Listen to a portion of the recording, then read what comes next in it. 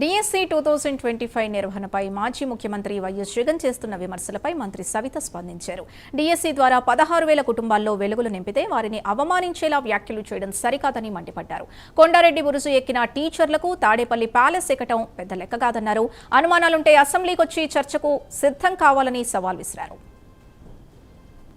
కడప జిల్లా టీచర్లందరూ మరి కొండారెడ్డి బురుజు ఎక్కి జగన్మోహన్ రెడ్డి గారు మా ఆత్మగౌరవంపై మీరు దెబ్బతీస్తున్నారు, ఖబర్దార్, మేము ఈరోజు మా ప్రతిభ మా కష్టంపై మేము క్వాలిఫై అయ్యే తప్ప మేము ఎలాంటి తప్పిదాలు జరగలేదన్న విషయం కూడా తెలియజేస్తూ ఖబర్దార్ అని క్వాలిఫై అయిన టీచర్లు కొండారెడ్డి బురుజు ఎక్కి మీకు నిరసన తెలియజేస్తున్నారు. జగన్మోహన్ రెడ్డి గారు ఈరోజు కొండారెడ్డి బురుజు ఎక్కారు, రేపు తాడేపల్లి ప్యాలెస్ పై కూడా వారు నిరసన తెలియజేయడానికి ఏకదాటిగా మిమ్మల్ని ముట్టడించడానికి కూడా సిద్ధమవుతారన్న విషయం తెలియజేస్తున్నాం. ఇప్పటికన్నా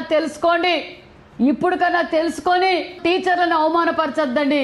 గతంలో మీరు చర్చలను ఏ విధంగా అవమానపరిచారో రాష్ట్ర ప్రజలందరికీ తెలుసు.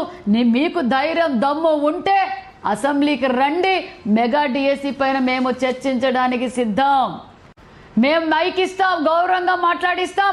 మెగా డిఎస్సి పైన ఒక రోజంతా చర్చించడానికి కూడా మేము సిద్ధంగా ఉన్నాం. ధైర్యం దమ్ము నీతి నిజాయితీ నిబద్ధత ఉంటే మీరు అసెంబ్లీకి రమ్మని కూడా సవాల్ విసురుతున్నామన్న విషయం కూడా